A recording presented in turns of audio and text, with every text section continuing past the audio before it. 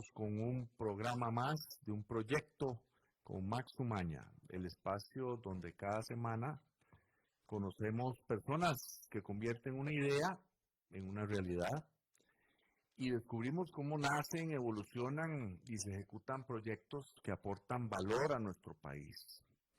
La historia siempre ha ocupado un lugar muy especial en nuestra identidad como nación. Sin embargo, muchas veces la conocemos únicamente a través de libros de texto o de relatos que escuchamos durante nuestra época de estudiantes. Hoy existen nuevas formas de acercarla a las personas, especialmente a las generaciones más jóvenes, utilizando el lenguaje audiovisual. Nuestro invitado de esta tarde es Luis Montoya, conocido por su seudónimo por muchos como Lucius Alexandros, creador de un ambicioso proyecto dedicado a producir recreaciones audiovisuales de algunos de los episodios más importantes de la historia de nuestro país. Si usted aún no ha visto su trabajo, probablemente descubrirá una propuesta que combina investigación histórica, dramatización, producción audiovisual y sobre todo una enorme pasión por divulgar nuestro pasado de una manera diferente. Sus producciones disponibles en YouTube se han convertido para muchos en un recurso muy útil para comprender, repasar o despertar interés por distintos momentos de nuestra historia nacional. Más allá del entretenimiento, representan un esfuerzo por acercar hechos complejos al público mediante un formato accesible y atractivo. Pero hoy conoceremos además el proyecto que posiblemente representa su mayor desafío hasta la fecha, una producción de una película sobre la Revolución de 1948. Son acontecimientos trascendentales. ¿Cómo estás, Luis? Muchas gracias, don Max, por la invitación y muchas gracias por esa introducción, porque ya básicamente, qué bárbaro, ya... Bueno, estaba investigando sobre vos. ¿Mm? Sí, ok, ahí. Para acá, esto. La botella. Ok, ya teníamos un problema técnico. Sí, hablando de cosas audiovisuales. Es correcto, sí. Bueno, como bien decía mi estimado amigo don Max, tengo varios años de estar en este proyecto. Empezó como documentales que yo hacía ilustrados o animados, teniendo un poco de conocimiento de esas áreas. Hice como unos 25 documentales abarcando algunos periodos como la conquista, hasta la época de los Tinoco, la campaña nacional, la guerra de Coto. Y de pronto un día dije, bueno, a mí que me encantan las películas, yo dije, tratemos esto de filmar gente ahí, vamos a ver cómo sale.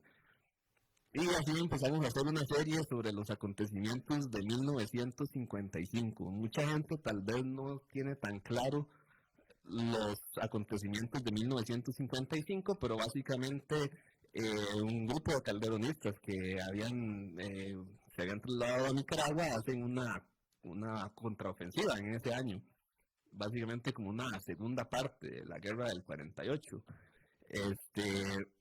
Con ese proyecto empecé a hacer los documentales con algunos amigos que se apuntaron a vestirse, a tirarse ahí en el suelo, a hacer pantomimas de que disparaban, todas esas cosas.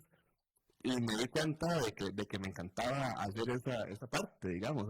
Yo pasaba muerto de risa cuando editaba los disparos. Ya la pasaban. Sí.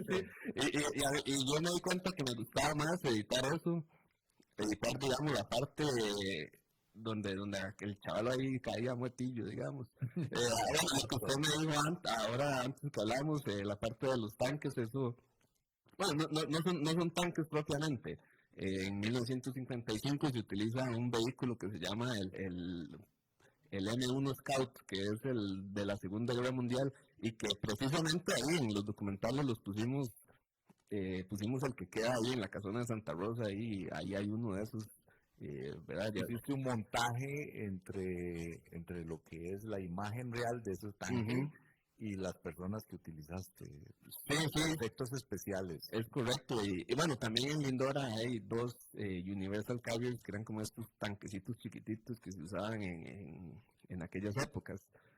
Con eso empezamos y ahí fuimos haciendo otros pasajes. Hicimos la Batalla de la Trinidad, que es este evento muy importante durante la campaña nacional, que es parte de lo que llamamos la segunda campaña de 1853, que es por el lado de Luis San Juan.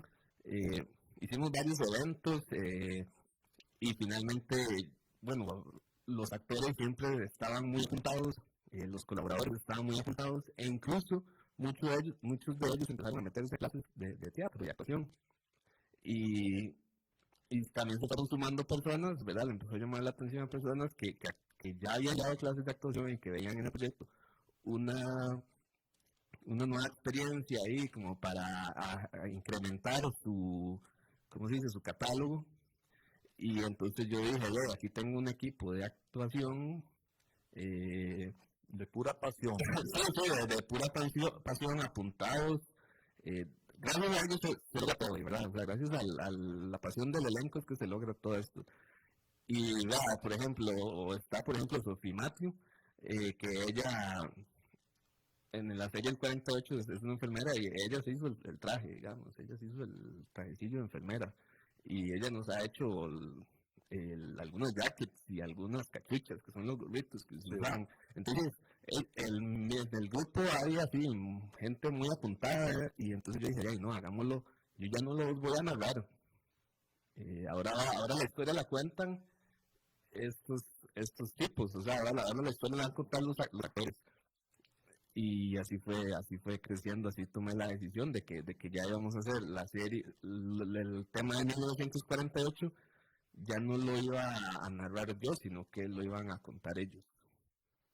Bueno, aquí nos está diciendo don Kenneth Apuy que ahí sale un ex compañero de bomberos de él, Marcos Trigueros, ¿verdad? Bombero del aeropuerto, ¿verdad? Y bueno, ahí mucha gente se ha apuntado, entiendo, por esa pasión que hay en muchos, digo de nosotros, porque también a mí me encanta la historia. Yo soy ingeniero civil, pero no sé de dónde sale esa pasión por nuestros hechos históricos y por conocer lo que realmente ha sucedido, etcétera, etcétera.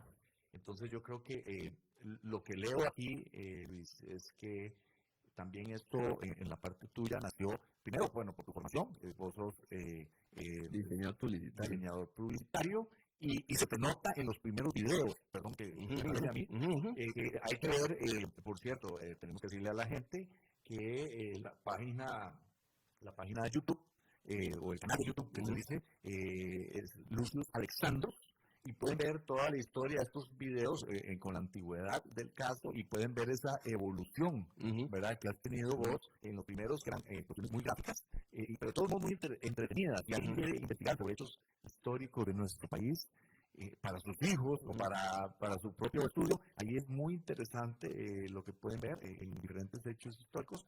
Pero también ahí poco a poco se ve donde te animaste o se animaron vos y tu grupo a meter ya actuaciones. Sí, claro. Bueno, primero quiero destacar esta persona que mencionó a Marcos Trigueros. Marcos Trigueros para mí es una figura invaluable, digamos. Él es de los primeros que apuntó, así, cuando nadie confiaba en uno. Marcos fue de los que llegó y dijo, yo salgo ahí. Y él se apuntó y llevó clases de actuación, ahora hasta ha salido en anuncios, ahí a veces lo ponemos, como donde lo pongo yo, el personaje en la serie, como el personaje en Spoon, ahí como en el anuncio de Spoon. Y él es una persona, digamos, yo no sé si es por ser bombero, que él así llega puntual, llega más bien antes a las filmaciones, y llega y como en un minuto se alista. O sea, yo creo que es algo de ser bombero. Se tira por un tubo, allá es la cosa. Bueno, muy interesante esto que estás diciendo, porque se hace un grupo y hace un tiempo vi un video de estos de TEDx de otro país, donde se dice que cuando uno tiene una idea que ha ido calando y ha ido evolucionando correctamente, hay que agradecer a la segunda persona, no, digamos, sino a la primera persona que te hizo caso, ¿verdad? Porque a veces uno dice una cosa ahí por decirla, y si te hubieran dicho, mire, váyase usted con esas cosas por otro lado, eso es una pérdida de tiempo, pero hay una persona X o algún grupo de personas X que decidieron ir adelante con esa idea y son las que verdaderamente ofrecieron el empuje que necesitaba esa idea para ir adelante, ¿verdad? Entonces, tanto tu amigo como otros por ahí, seguramente tienen ese gran mérito. Yo tenía una lista de preguntas porque pues para mí, y como te decía, mis proyectos han sido inmobiliarios y para mí es más fácil hablar de ese tipo de proyectos, y cuando tenemos un proyecto como es tu película y tus series, pues a veces para mí no es tan fácil y por eso es que tengo una lista. Lo que pasa es que ahí poco a poco vamos contestando las solas estas preguntas. Hay una pregunta: ¿cómo nació el interés tuyo por la historia de Costa Rica? ¿Verdad? Pero yo creo que ya bueno, no importa, puedes contestarla, pero la gente sabe que tiene que ver algo con pasión. Sí, bueno, o sea, ¿cómo nace a mí el interés por la historia de Costa Rica? Digamos, es compleja la respuesta, digamos, porque en realidad a mí me empieza a gustar la historia general, y en realidad esto es como un ciclo, porque a mí me empieza a gustar la historia por ir a ver películas, digamos. Por ir a ver cosas como ahora que estábamos hablando de Gladiador, digamos. Yo tenía como 10 años cuando salió esa película, y de hecho no la podía ir a ver al cine, pero mi hermano ahí me la consiguió. Bueno. Entonces ahí, ¿verdad? Entonces me decía, wow, ¿verdad? Esas películas. Vos sos Lucius, pero yo soy Máximo. Exacto. Entonces, bueno, películas como esas, películas como la Segunda Guerra Mundial, todo eso a mí me encantó. Y a mí me gustaba siempre la historia, pero como estaba en el colegio, estaba en la universidad, no siempre tenía mucho que leer para el colegio y la universidad. Entonces, una vez que yo salgo del colegio y la universidad, es que yo ya empiezo a leer propiamente libros de historia. Y hay algo que me impactó mucho de hacer eso, ¿verdad? Uno de los primeros libros que yo me leí es este libro de Guillermo Hofmeister que se llama La Guerra de Figueres, crónica de 8 años. Es uno de los primeros que me leí. Y ese libro transformó mucho mi entendimiento de la historia, porque honestamente yo de las clases, bueno, yo estudié en un colegio bilingüe y no le ponían tanto énfasis a la parte de la historia de Costa Rica. Sí. Y en el contexto que yo vivo, tal vez con mis compañeros de trabajo y todo eso, como que la gente de mi generación desconoce mucho los eventos de los años 40, que son tan importantes. Y entonces cuando yo empiezo a descubrir todas estas hazañas épicas, digamos, de la guerra del 48, el tema de los Tinoco, ¿verdad? Es algo que yo nunca vi profundamente, el tema de los Tinoco en el colegio. Entonces cuando yo empiezo a leer que había un tipo que se llamaba Rogelio Fernández Well, que secuestra unos trenes, y entonces el tipo va ahí en esos trenes y después se descarrila el tren y después ahí se le da una balacera y yo dije, esto es como ver una película, digamos. Bueno, también le quitaron el colocho de la frente, algo así, ¿verdad? Rogelio. Sí. Y don Patrocinio. Ajá, Patrocinio. Sí, eso es como una historia contada de una película. Eso es tremendo, toda esa historia, los Tinoco. Pero ¿qué pasa? Que yo llegaba y le decía a mi compañero, mira, es que Patrocinio Araya llega y le cortan pelo y lo fusila, lo ejecutan ahí, nadie me entiende, digamos. Eso es como saber un chisme y no tener a quien contárselo porque nadie sabe. Y esto en realidad es grave, porque el hecho de que tengamos unas generaciones que desconocen la historia costarricense es grave, porque un país se fundamenta sobre narrativas, sobre historias. Es curioso, ¿verdad? Es curioso que la base de un país es una narrativa, es una historia. Sí. Eso es lo que nos da. Concuerdo con vos. Con eso. Eso es lo que nos da el tejido social. Entonces, entre más se pierda ese tejido social, la sociedad no va a funcionar igual. Y eso yo creo que son algunos de los problemas que aquí estamos entrando en otra área, pero yo creo que de ahí vienen muchos de los problemas que tenemos hoy en día. Son problemas de origen cultural y en parte se originan del desconocimiento de la historia. A mí personalmente habiendo explicado que yo tengo este origen como de las películas y todo eso, los historiadores siempre tenemos enfoques, ¿verdad? Entonces uno, por ejemplo, lee un Oscar Aguilar Bulgarelli y él abarca la historia de los Tinoco, pero los hechos que a mí más me interesan, digamos, los hechos ya de la revolución, él los limita mucho, es así como, hablemos de las leyes. Estás hablando del libro que escribió don Oscar Aguilar sobre los Tinocos. Ajá, sí. No me acuerdo cómo se llamaba el libro, pero ahí lo es que se llama Federico Tinoco en la historia, algo así. Sí. Pero digamos, él también, él hace otro que es del 48, que se llama como Crisis Política de una década, algo así se llama. Y entonces él limita mucho la parte de la guerra, de los encuentros. Y está bien, digamos, eso es como el enfoque que él quiere darle, que es más de leyes y todo eso, ¿verdad? Y está bien. Yo el mío, para mí es muy importante.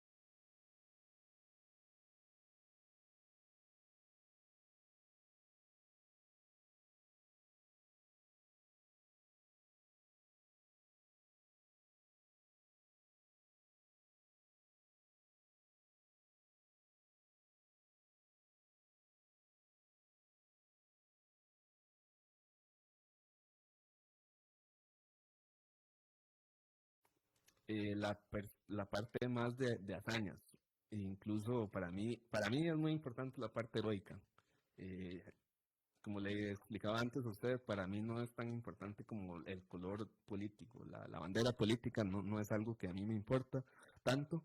A mí lo que más me importa es la parte del heroísmo, y esa es la parte que al ser humano más le ha llegado a través de la historia, ¿verdad? Si analizamos lo que son las historias atemporales, como por ejemplo la Odisea, ¿verdad? Ese tipo de historia.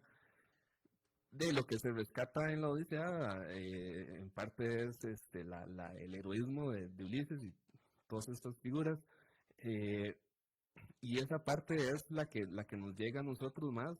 Por eso, ¿verdad? Hay tanta película que abarca estos temas. Y para mí un país necesita tener heroísmo, digamos, en sus pilares, en su fundación, ¿verdad? Porque al final de cuentas, todos necesitamos como una inspiración del pasado para salir adelante con nuestros problemas, digamos, por ejemplo, sin entrar en detalles, pero hoy en día Costa Rica afronta problemas como por ejemplo el tema del narcotráfico, y sí necesitamos ser valientes ante esos temas, ¿verdad? Bueno, había una serie que yo veía, no voy a decir cuál es, pero empezaba, todos sus capítulos empezaban con la frase: quien no conoce su historia está condenado a repetirla. Y yo creo que eso es cierto. Muchas cosas de las que pasan hoy en día, la gente cree que nunca han pasado. Y la gente cree que lo que se dice hoy nunca se ha dicho, y lo que se ha descubierto, si es que es un descubrimiento, algo nuevo, es algo que está pasando y que está revolucionando, y a veces puede ser cierto, pero a veces pueden ser cosas que se han repetido en el tiempo, y eso es por nuestra, pienso yo, nuestra ignorancia de la historia. Que ya veo que vos lees. ¿Por qué no haber escrito en vez de haber hecho materiales audiovisuales? Sí, esa es una muy buena pregunta. De hecho, yo a veces digo, por qué no me pongo a escribir también? Es algo que me pregunto a veces. Bueno, de ahí, en su momento, siendo una persona que cuya fortaleza era la parte visual, eh, fue lo más apropiado en su momento, digamos, empezar a... yo siempre me ha gustado dibujar, digamos, siempre he sido ilustrador desde niño, todos estos. En la universidad aprendí un poco lo que es la animación, entonces yo dije, no, Ese es tu campo. ese es mi campo. Pero también creo, porque lo que estuvimos hablando antes del programa, a veces tengo que confesar aquí en este programa que muchas de las cosas que hablo con los invitados antes a veces son súper interesantes y se nos pasan. Pero vos tenías una razón por la cual hacer un video, por ejemplo, ¿verdad? Eso era, me comentaste que hay gente que vos deseas que conozca la historia, hay gente Sí. que desconoce muchísimo de lo que somos. Sí, sí, lo que le comentaba ahorita, bueno, lamentablemente nuestro país entró como una tendencia antipatriótica y eso se puede reflejar muy fácil cada vez que escuchamos a alguien que viene y dice cosas así como es que Juan Santamaría no existió, ¿verdad? Que es lo que yo le mencioné ahora, que es la decapitación de los mitos. Y hay que tener mucho cuidado cuando tratamos esos temas. De Juan Santamaría tenemos en el Archivo Nacional tenemos varios documentos que mencionan su nacimiento y su muerte y la pensión de la mamá. Correcto. Tenemos testimonios de la época que lo mencionan en Rivas. Pero digamos, la gente cree como que con un cinismo, o sea, la gente cree que como con cinismo proyecta inteligencia o algo así. Entonces la gente es como, sí, eso Juan Santamaría no existió, eso es puro cuento. Ahora yo le digo a esa gente, usted se está leyendo, no sé, la crónica esta que se me escapa el autor, que es La guerra contra los filibusteros, que es un libro de 400 páginas, ¿verdad? Se lo está leyendo, no se lo está leyendo, ¿verdad? Ahora, hay algo que es importante. El pueblo, digamos, la mayoría de personas no se van a poner a leer estos libros.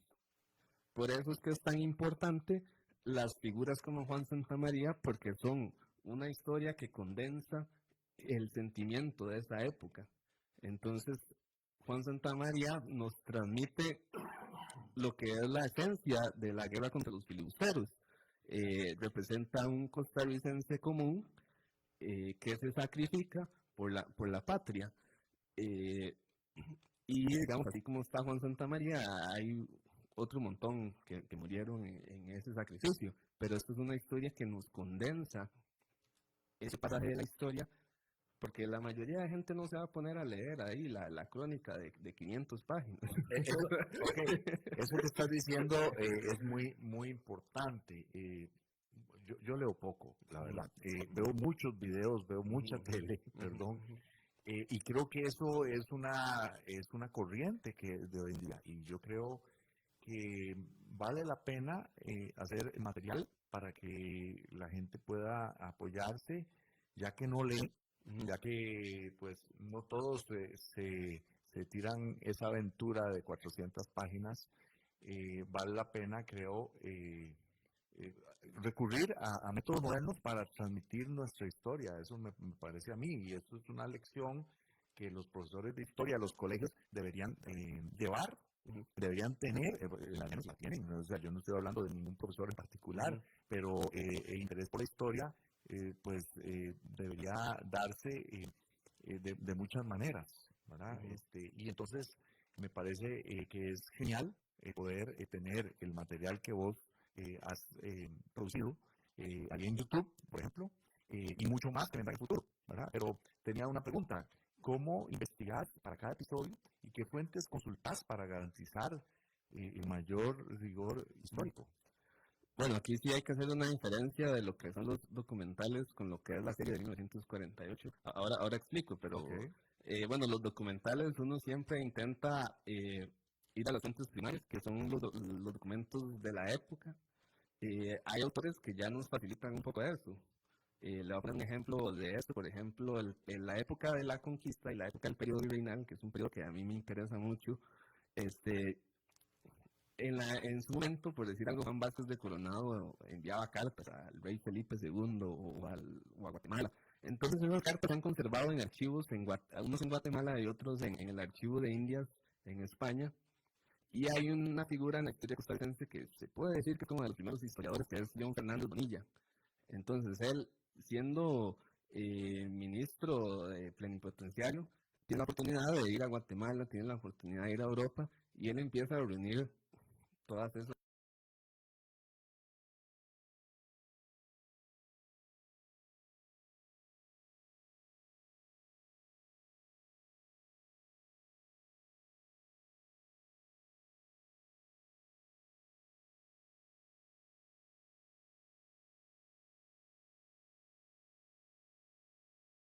todas esas cartas y las compila en 10 tomos. Cada uno de esos tomos tiene 500 páginas y son 10. Y entonces todas esas son cartas escritas en su momento, digamos, en 1500, 1600, 1700. Tenían buena letra, por lo menos. Eso depende, digamos. Las que yo hice, porque yo me puse a ver, a comparar lo que escribió Juan Vázquez de Coronado y si es él el que la escribió, sí tenía buena letra esta figura. Pero, digamos, León Fernández Bonilla nos facilita eso, porque él las transcribe, digamos, ya. Muy bien. Sí, sí. Uh-huh.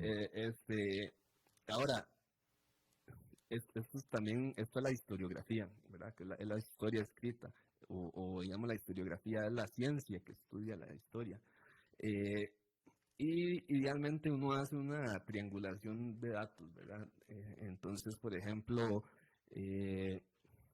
por decir algo, si fulano me dijo una historia, yo tengo que ver qué dice el otro allá, qué dice. Y entonces, si los tres coinciden con algo y es una fuente de la época, ya empieza uno a asumir que así fueron las cosas. Está bien respaldado. Sí, bueno, hay autores que ya le hacen uno ese trabajo, que ya tienen como sus libros, está marcado de dónde sacaron toda la información. Hay una muy buena fuente de información que es los periódicos de la época.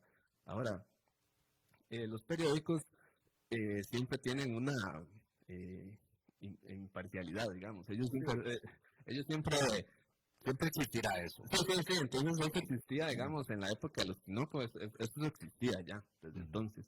Pero, digamos, uno tiene que leerse entonces los dos periódicos, el periódico contrario y el periódico oficial, ¿verdad?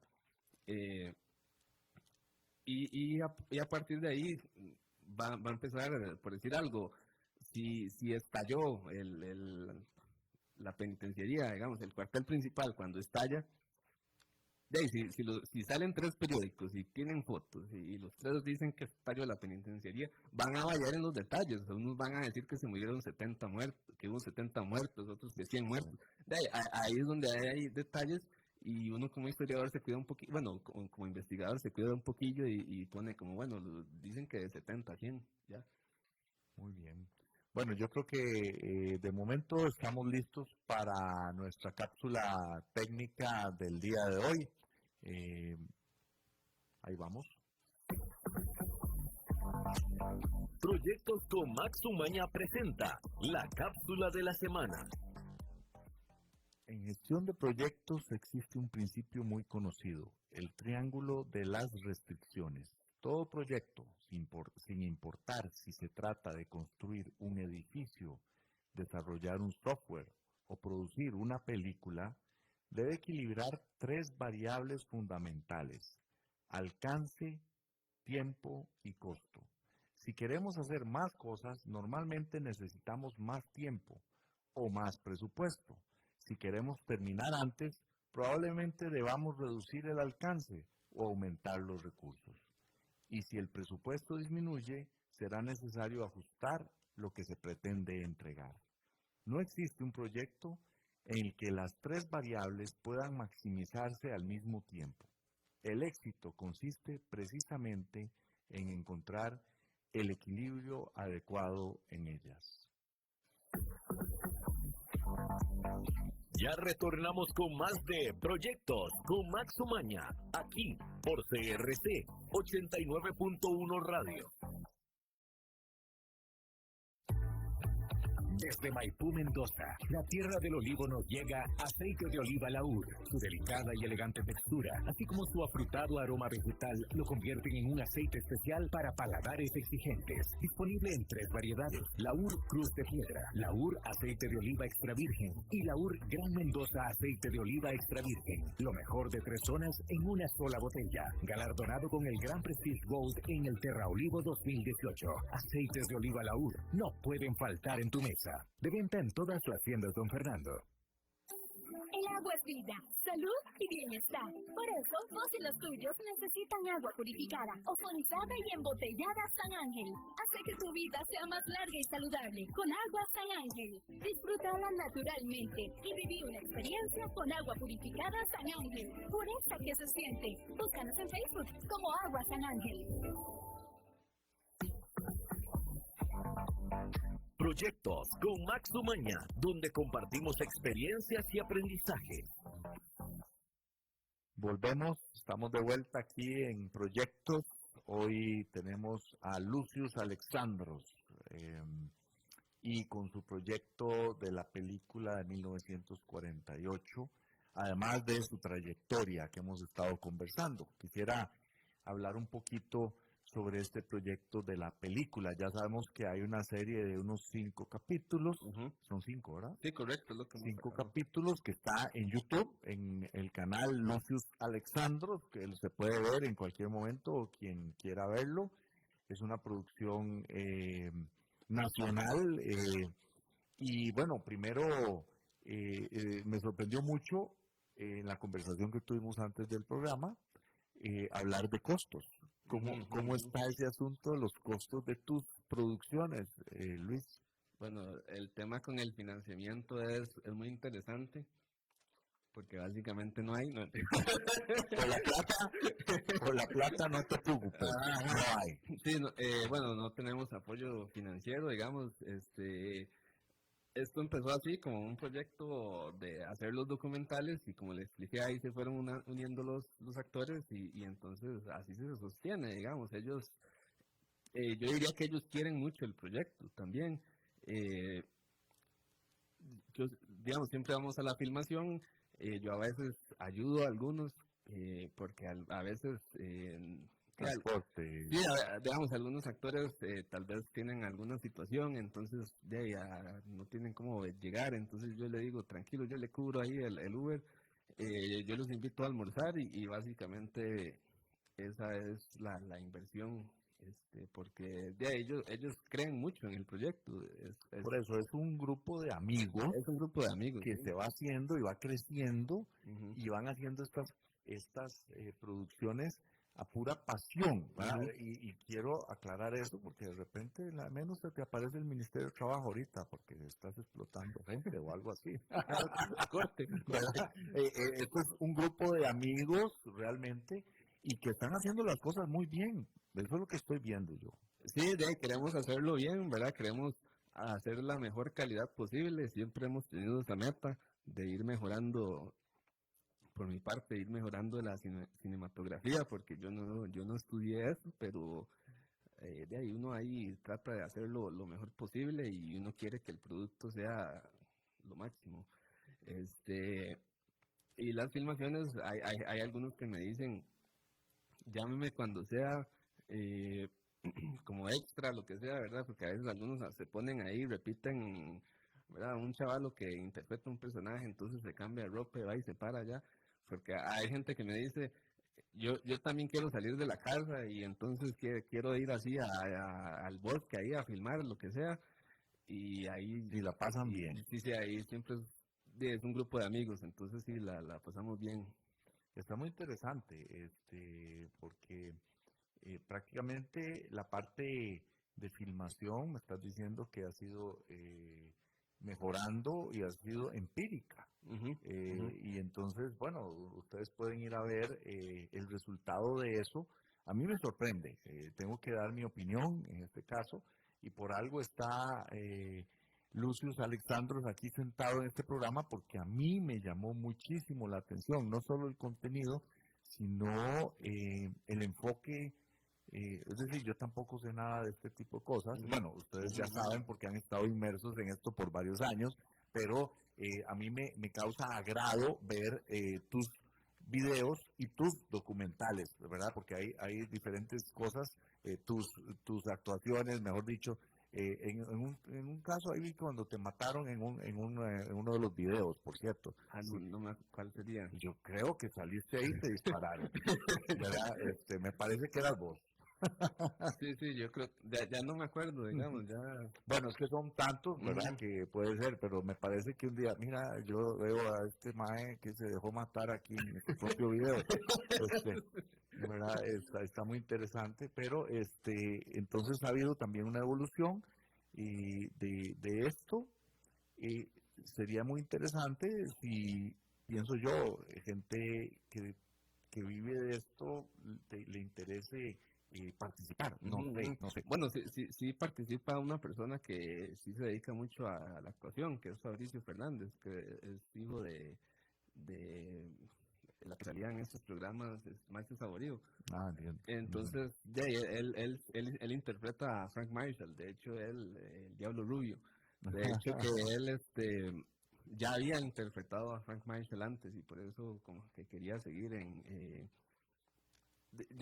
a mí me servía ya que ya estuviera familiarizado con el personaje. Con el personaje. Él lo había hecho para la obra, el musical de Henrietta. Entonces, y digamos, propiamente, digamos, ya este señor Marcos Figueroa ya es un actor, así, ahí se formó. Ahí se ido formando. Sí. Bueno, y también las locaciones, se dice así. Sí. Por ejemplo, para lo que están filmando en 1948, ¿qué lugares han estado usando? Sí, bueno, ahora que pensó como que dice así, ya yo tampoco sé. ahora yo me sigo aprendiendo porque, por ejemplo, ahora que estuve hablando con los Népolis ahí, me dijeron, mira, es que tiene que enviar el video en tal formato y yo no sé, yo no sabía eso, digamos, es algo que tengo que investigar ahorita. Que probablemente los chiquillos que estudian cine y seguro se lo dicen en la primera clase o algo así. Conocen todo eso. Sí, y por ejemplo, a veces me ayuda un muchacho y entonces me dice nombres de ángulos y yo me quedo así como, sí.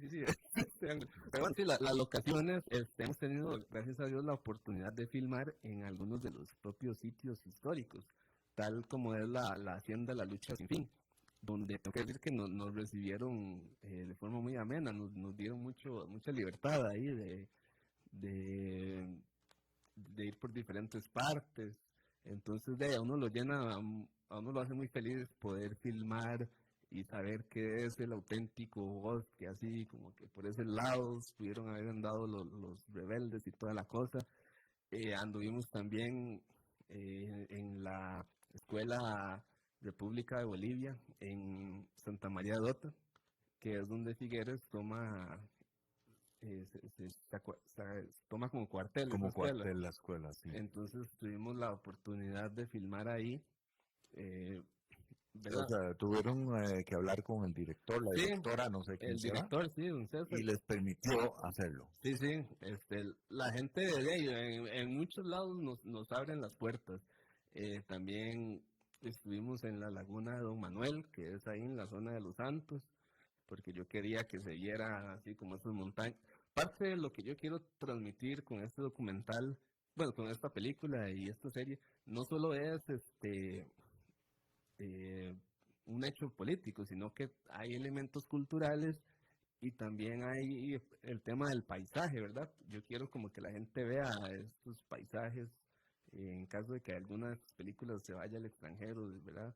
Uh-huh. Yo quiero que se vean las montañas, digamos, a mí me gusta pensar que el bosque es como un personaje, así, entonces fuimos a la laguna de Don Manuel, donde tienen montaña y todo eso, como para captar todo ese escenario. Digamos, algo que a mí también me gusta captar es, en un episodio metimos ahí unos tamales. Y pusimos también, a veces enfocamos me gusta filmar en cafetales, por ejemplo. Cuando toca. Sí, pero digamos, ellos están ahí en San Marcos de Tarrazú, que desde aquella época tenía café, entonces Entonces yo digo, eso es parte de nuestra identidad. Y entonces yo quería como meter a los Jeep Willys, que son los Jeeps militares, yo los quería meter en el cafetal como... ¿Pero conseguiste esos Jeeps? Sí, sí, hay mucha gente que nos da pelota. Bueno, por eso es muy interesante. Así como alguien puede decir, mire, alquilar un Jeep Willys de esos va a costar 100,000 colones al día, pero vos de alguna manera has logrado generar un trabajo donde la gente se ha apuntado a colaborar, ¿verdad? Eso es muy interesante. Sí, bueno, ahí contamos con el apoyo, hay un club de Willys que yo ya los conocía, uno de ellos es Don Otto Mora, entonces ahí nos colaboraron, salen en varias escenas, salen los Jeeps, y hay otra persona que también nos ayudó con un camión lindísimo, que ahí lo pusimos. Lo vi en... creo que tenés un video en tu canal sobre los entretelones de esa filmación, algunos entretelones. Sí. Y estaba este camión de los años 40 que está como nuevo, ¿no? Está como nuevo, sí. Es increíble cómo tienen. Y también temas como, por ejemplo, San Isidro el General, pues la iglesia no es la que está ahora. Sí, no existe. Entonces tuviste que recurrir a otras cosas. Sí, es uno de los retos más grandes, fue recrear San Isidro del General, ¿verdad? Esa parte se la está, digamos, es así como que, porque la batalla, ¿verdad? Tenemos muy claro, según las crónicas de la época, que aquello fue una trinchera que pusieron en el centro de la plaza, y ahí estaban los rebeldes. Entonces dígame usted, ¿dónde va a filmar uno de eso, verdad? ¿A qué municipalidad me va a dejar a mí llegar y hacer una trinchera ahí en media plaza? Podría hacer un hueco ahí. Y llenarlo de caballos con armas, ¿verdad? Entonces, es vacilón porque, tenemos la oportunidad de utilizar una iglesia, bueno, ya no es propiamente una iglesia, porque ya se quedó chiquitito, entonces ya hicieron otra iglesia a la par, y ahora es un centro cultural en Alajuela, se llama la Ermita del Llano. Que ya no es iglesia, ya no está consagrada. Ya no está consagrada, correcto. Entonces, bueno, a mí me encanta esa parte también, a mí me encanta como el catolicismo, digamos, histórico, digamos, es algo que usted le quita el catolicismo histórico a Costa Rica y lo drena como de su color, así. ¿Te gusta Orosi? ¿Te gusta Hojarras? Sí, pero en todos lados, digamos, o sea, que es Costa Rica sin los santos, digamos, se quedan sin nombre capital y, digamos, a mí me encanta eso, como, por ejemplo, ver las carretas de Reyes y entonces ahí va San Isidro, ¿verdad? Esa parte me encanta, entonces, aprovechar que esta iglesia es de adobe, hicimos ahí la filmación. Y bueno, lo curioso es que todo es un montaje, ¿verdad? Todo es un engaño. la trinchera está en Curridabat y una casa que se ve ahí está en Escazú. Bueno, eso se trata, eso es así. Sí, entonces todo es una especie de montaje, una especie de secuencias, porque no hay dónde filmar, no hay, ahora estoy hablando con el parque de diversiones para ver si la segunda etapa me dejan filmar ahí en Pueblo Antiguo. Pero no hay dónde filmar un lugar así realmente que esté conservado, una plaza, digamos, una plaza de un pueblo no la hay, pues sí. Hay a ver en algún lado. Yo le he dado vueltas así al país, pero sí, ahora también estamos planeando una filmación, ahí estoy en conversaciones, ya lo hemos hecho antes en el Museo Nacional, que era el cuartel Bellavista. Muy bien. El tema de los hechos del 48 no deja de ser, aún hoy, casi 80 años después, no sé cuánto ha pasado, un tema polémico, porque hay posiciones, hay pasiones, hay cosas que han pasado y es un tema que pasó en un país que es el nuestro, donde hay personas, hay descendientes de actores de esa época, de estos hechos. ¿Cómo haces para tener certeza, o mejor dicho, qué pensás? ¿No te preocupa que seas malinterpretado en algunos casos, o cómo es eso? Bueno, yo creo que me han malinterpretado ya muchas veces. ya pasamos por ahí, ¿verdad? Por ejemplo, la gente a veces piensa que estamos haciendo publicidad de Liberación Nacional. Bueno, hay que tomar en cuenta que en 1948 técnicamente no existe Liberación Nacional. Y es algo que yo trato de enfocar, que estas personas en un principio están luchando por Otilio Ulate. Y yo intento como en los diálogos meter el pensamiento de la época, y eso es algo a lo que iba a ir, que yo puedo ir lado a lado explicándole como qué es real, pero por ejemplo los diálogos yo me los invento, digamos, no tengo de dónde sacar todos esos diálogos, o sea, no existen, no existen todos esos diálogos. Pero, por ejemplo, hay un personaje, el que hace Marcos Tijeros, que se llama Don Tomás, que representa, digamos, a la persona sencilla de la época, porque a mí me interesa destacar eso, el labriego sencillo, sobre todo porque a veces en los medios hay unas representaciones que para mí no son buenas del costarricense de campo, digamos, como que a veces lo pintan como medio tontillo, ¿verdad? Sí. Y digamos, la persona de campo, la percepción es que más bien es gente que sabe mucho y a su forma sabe mucho, están bien entrados a su forma, y a lo largo de la historia han sido los que han ido a pelear, digamos, y si vemos el tema de la campaña nacional y todo eso, hasta al final gente toca poner el pecho en la mano. Sí, entonces uno de los personajes, yo quería retratar un poco la perspectiva así, como de un labriego sencillo, porque esta serie lo que está tratando de transmitir es mucho lo que es la esencia costarricense y toda esta cosa. Y por ejemplo, este personaje expresa una profunda admiración por León Cortés Castro, que eso es un poquillo controversial ahora, pero en su época León Cortés tenía mucho apoyo, incluso de gente de campo, porque León Cortés fue y hizo un montón de carreteras. Muchas obras. Hizo carreteras en muchos lugares rurales y hizo muchas escuelas. Y entonces hay lugares donde el mejor edificio del pueblo es un edificio que se hizo en el tiempo de León Cortés. Entonces yo quiero transmitir eso, digamos, la serie hace alusiones hace alusiones como decir a la campaña nacional, hace alusiones a la Virgen de los Ángeles, ¿verdad? Abarca muchas cosas, abarca el tema del café, porque lo que a mí me interesa es reforzar la mitología costarricense, porque como le explicaba ahorita, nuestra sociedad se funda sobre narrativa. Entonces, si no tenemos narrativa,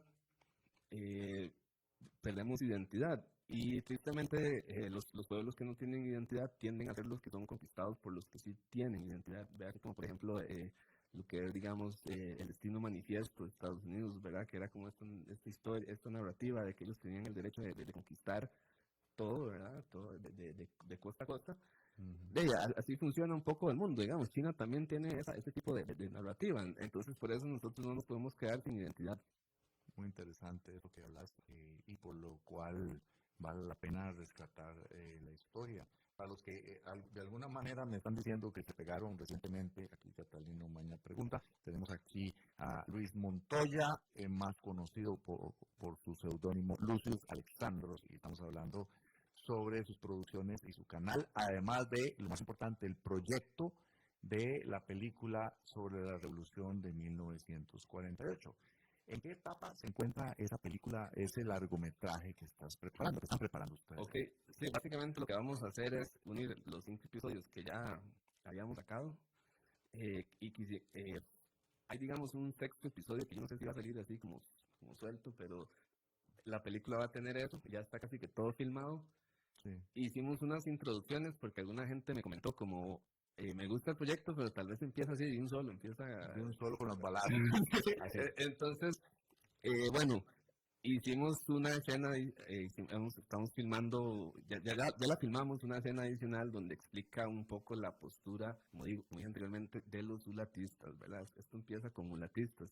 Y en el Museo Nacional, la esperanza es filmar una escena donde muestra la perspectiva de los calderonistas y de los comunistas, ¿verdad? Como para ver como yo les digo, a mí no me interesa como resaltar un partido político, entonces ver las dos caras de la historia. De la historia.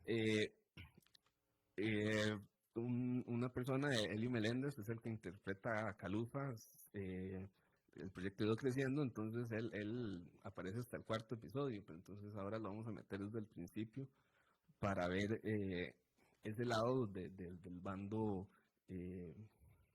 comunista o vanguardista. Yo pongo lo que yo leo del pensamiento de la época, ¿verdad? Entonces, los comunistas pensaban que Figueres iba a quitar las garantías sociales.